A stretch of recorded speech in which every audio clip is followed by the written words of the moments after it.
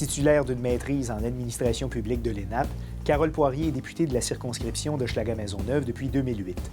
Auparavant, elle a occupé pendant 9 ans le poste de chef de cabinet de sa prédécesseur, Louise Arel. Elle est porte-parole de l'opposition officielle pour la métropole en matière d'immigration et de communauté culturelle depuis octobre dernier. Elle est aussi whip en chef du caucus du Parti québécois, en plus de s'impliquer au sein de l'Assemblée parlementaire de la francophonie et de la Conférence parlementaire des Amériques.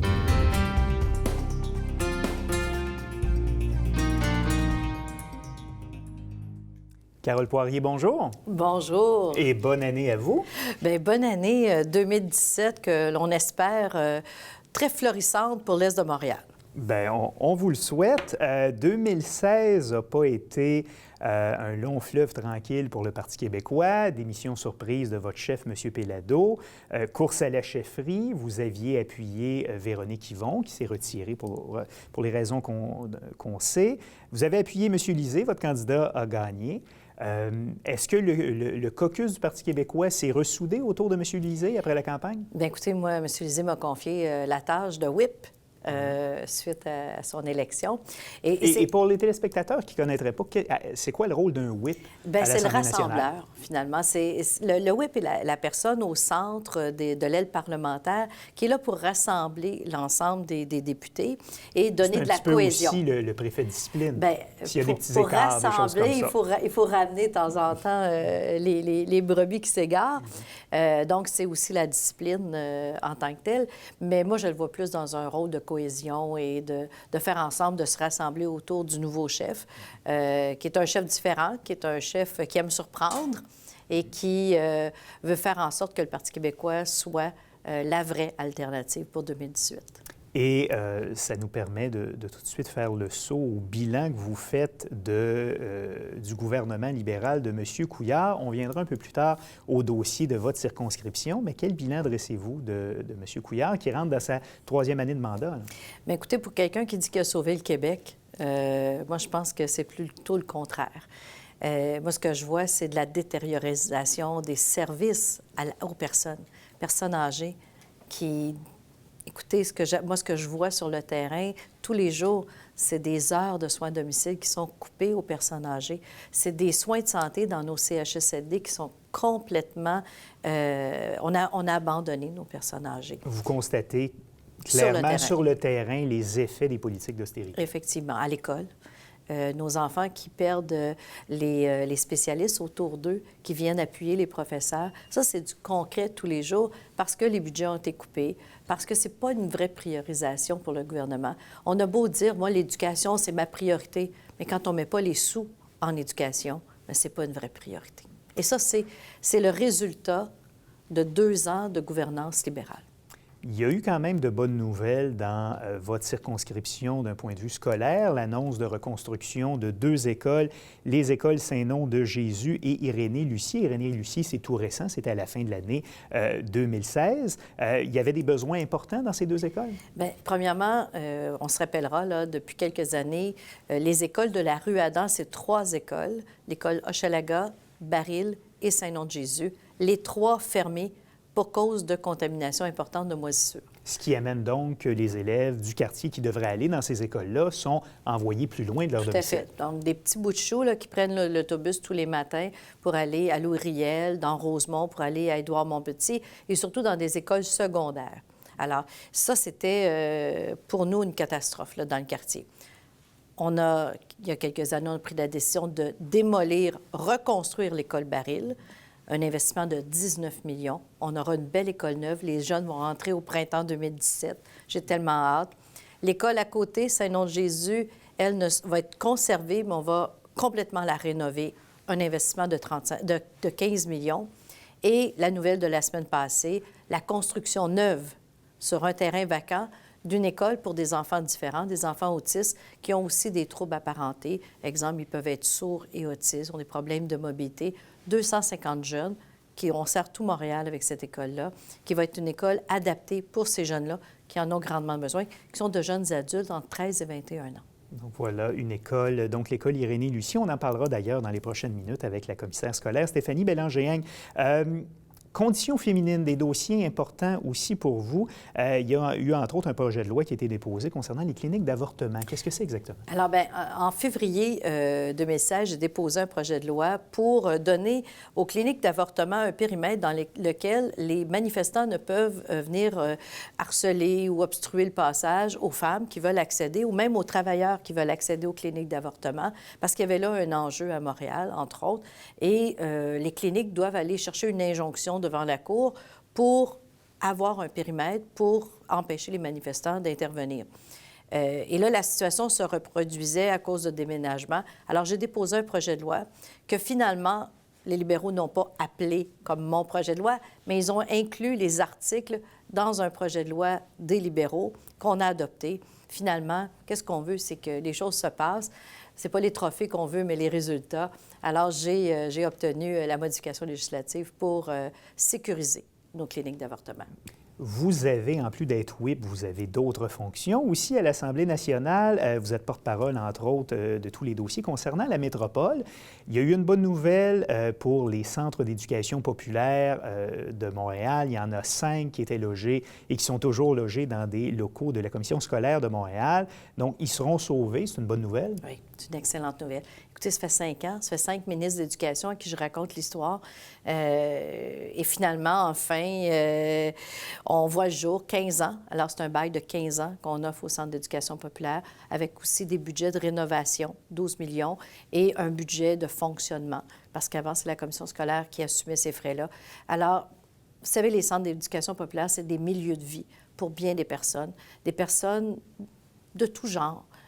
Où on va chercher là de l'amitié, on va chercher là du réconfort, mais on va surtout chercher là des services dans le quotidien, autant en alphabétisation, autant en défense de droits. Alors, ils sont là, ils sont importants. Et c'est un lieu de formation continue aussi. Tout à fait. Pour Il les fallait gens de tous âges. s'assurer que les centres d'éducation populaire restent à Montréal. C'est unique d'ailleurs à Montréal. Et ce combat-là, bien, je vais vous dire qu'un coup gagné, on se dit quel est le prochain combat qu'on fait parce que là, il faut assurer la pérennité des centres d'éducation populaire. Et c'est de ça qu'on va travailler là, dans les prochains mois. Comment on s'assure que ces centres-là aient tous les moyens pour se développer au-delà de ce qu'ils ont fait depuis plus de 25 ans. Voilà. La question du logement social, question importante dans Hochelaga-Maisonneuve depuis de nombreuses années, un peu partout à Montréal aussi d'ailleurs.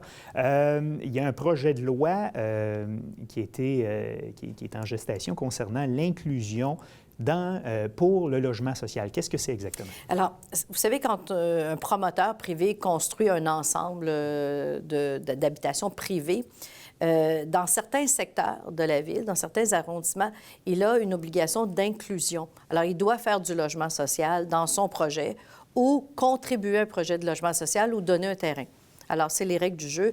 Et là, on est à dimension variable. Dans certains arrondissements, c'est 10 d'autres, c'est 15 d'autres, c'est 20 Mais ce sont des règles qui sont administrées par la ville au départ, des règles, les arrondissements. Oui, tout à fait. Alors, moi, mon but, j'ai déposé un projet de loi pour faire en sorte qu'il y ait une obligation d'avoir des règles. La modalité, je le laisse à la disponibilité de chacune des municipalités, mais il faut qu'il y ait une obligation de faire de l'inclusion lorsqu'il y a des projets majeurs d'habitation. Et là, bonne nouvelle, oui. Le projet de loi de la métropole qui a été déposé à la fin de la session, eh bien, ils ont repris mon libellé, comme c'est l'habitude. Ils l'ont inclus dans le projet de loi sur la métropole. Donc voilà. Et justement, parlant du projet de loi sur la métropole, qui était une demande express du maire Coder, comme il y a eu aussi un projet de loi sur le statut de capitale nationale avec M. Labaume. Est-ce que c'est un bon projet de loi, selon vous, que de donner de l'autonomie comme ça à Montréal? Moi je n'ai pas de problème à donner de l'autonomie, mais ça dépend quelle autonomie. On dit dans le projet de loi qu'on reconnaît le statut de métropole. Il n'y a pas 2 lignes là-dessus. Il n'y a rien qui reconnaît. Le projet de loi est la copie d'une entente dans laquelle tout est là. Tout est dans l'entente, mais n'est pas dans le projet de loi. Par exemple, dans l'entente, on parle de discuter avec le ministère de l'Éducation pour les infrastructures scolaires. Il n'y a rien dans le projet de loi. Alors, il faut se référer à l'entente pour connaître les intentions du projet de loi. Alors, le projet de loi rapatrie des pouvoirs. Moi, je vais vous dire que je vais faire la discussion sur ce projet de loi-là. Il y a des choses qui ne sont pas là. Les pouvoirs des arrondissements, on vient d'en discuter dans un précédent projet de loi où la Ville-Centre s'était voté des pouvoirs, entre autres de déneigement, de tous les arrondissements. Et là, pour renouveler le contrat, ça prend 2/3 des voix.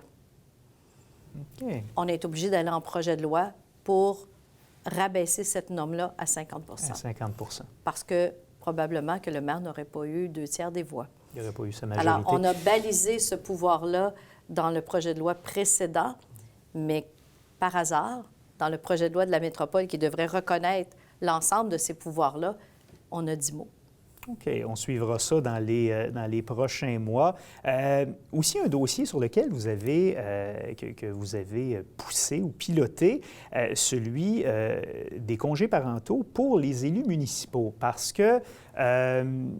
Bon, évidemment, bien, on le voit entre autres dans le secteur où nous sommes, où sont situés nos studios. Toutes les élus sont des femmes. Oui. Il y a de plus en plus de femmes en politique. Bien, autant les femmes que les hommes ont droit à des congés parentaux lorsqu'ils deviennent parents. C'était plus difficile avec des fonctions électives. Ça a changé maintenant. Oui, ça a changé parce que il y a eu, dans les années passées, des personnes, des femmes, parce que c'est des femmes qui étaient enceintes, qui ont été menacées de perdre leur charge publique. Parce qu'il y avait une règle archaïque qui disait qu'après 3 absences au conseil de ville, vous perdez votre charge. Donc, vous n'êtes plus un élu. Donc, une femme qui est en congé de maternité, par exemple, et qui quitte au 9e mois, si elle s'absentait dans les 2 autres séances, perdait sa charge. Alors, il y avait quelque chose de là de totalement, premièrement, discriminatoire, mais dans un deuxième temps, qui est même en dessous des normes de notre régime parental au Québec. Alors, ce que j'ai fait, j'ai déposé un projet de loi qui, lui aussi, a été récupéré dans un projet de loi des libéraux. Et on a tout simplement instauré le congé, mais c'est pour les élus avec un S, donc qui inclut les élus masculins et féminins, parce que le congé parental, tant pour le papa que pour la maman, il est aussi important pour moi. Et il fallait avoir une règle qui soit inclusive pour tout le monde. Voilà. Et vous êtes aussi porte-parole pour les communautés culturelles. Oui. Au Parti québécois, votre vision, un peu, on a parlé beaucoup d'inclusion. Le maire Coderre affirme que Montréal, c'est la capitale du vivre ensemble, tout ça. Quelle est votre vision par rapport à la situation de l'intégration des nouveaux arrivants à Montréal? Nous avons les Québécois, je pense, la volonté d'inclure, d'intégrer les immigrants. Ça, pour moi, c'est incontestable. Est-ce qu'on réussit? C'est là la question. Moi, je pense qu'on ne réussit pas. On ne réussit pas, en tout cas, à la hauteur des ambitions que nous avons. Il y a de l'intégration de la part de certains nouveaux arrivants, mais selon vous, c'est quoi, on en échappe certains? On en échappe beaucoup. Les immigrants qui ont été reçus dans les dernières années sont à 33 % scolarisés universitaires versus les Montréalais qu'ils sont à 22. Ces gens-là, on ne les intègre pas sur le marché du travail. Le taux de chômage des immigrants est à 25 % à Montréal. Alors, la reconnaissance des diplômes, la reconnaissance des acquis, de l'expérience de travail à l'étranger. Est-ce qu'il faudrait forcer la main aux ordres professionnels pour être plus souple? Oui, il faut absolument. Il y a un rapport qui vient d'être déposé de l'Institut du Québec, l'Institut de Raymond Bachand, et qui fait la démonstration très concrète. C'est un rapport qui a été même commandité par la Chambre de commerce de Montréal métropolitain et qui fait la démonstration, là, claire, nette, d'une forme de racisme systémique. Parce que les employeurs n'emploient pas les gens des autres communautés ou les emploient à des catégories d'emploi en dessous de leurs compétences. Alors, est-ce que notre système de reconnaissance d'acquis fonctionne? Pas partout. Est-ce qu'on reconnaît vraiment à la hauteur des compétences les immigrants qui viennent ici? Non, pas vrai. Ou si on le fait, c'est dans des conditions extrêmes. On a une entente France-Québec et on a une liste d'une 20aine de compétences qu'on reconnaît. C'est encore difficile pour les infirmières du CHUM qui sont ici françaises, qui font partie de cette règle-là de l'entente France-Québec, d'être reconnues comme des infirmières praticiennes au CHUM. Et il semble que ça bloque avant tout du côté québécois. Si elles vont travailler à Saint-Jean-sur-le-Richelieu, à l'hôpital Saint-Jean-sur-le-Richelieu, elles sont reconnues. Mais ici au CHUM, non. Alors, il y a vraiment un problème d'intégration avec des normes universelles au Québec. Alors, c'est fait un peu à la pièce. Un médecin qui arrive d'un pays du Maghreb, un cardiologue, doit aller refaire sa résidence à Bécomo, payer des frais. Un cardiologue, ça opère des cœurs. On s'entend? On a tous le même cœur. On ne pratique pas peut-être avec les mêmes instruments, de la même façon, les mêmes technologies, mais quelqu'un qui a 15 ans d'expérience... On pourrait imaginer peut-être un 3 mois pour qu'il s'habitue au vocabulaire nord-américain des et médicaments, même plus des choses temps, comme ça. Mais l'intégrer dans l'équipe de travail, le mettre à contribution, mettre ses connaissances à contribution. Alors, il y a là un espace actuellement et un manque de dialogue entre les corporations professionnelles et les organismes d'immigration. On fait venir des gens qu'on appelle des immigrants économiques parce qu'ils ont des compétences. On les retrouve comme chauffeurs de taxi. Voilà. Et c'est sûr qu'on va continuer à en parler au courant des prochains mois. Mais c'est un beau défi. C'est un beau défi. Mais il faut se mettre ça comme un défi à réussir. En terminant, c'est le 375e anniversaire de Montréal cette année.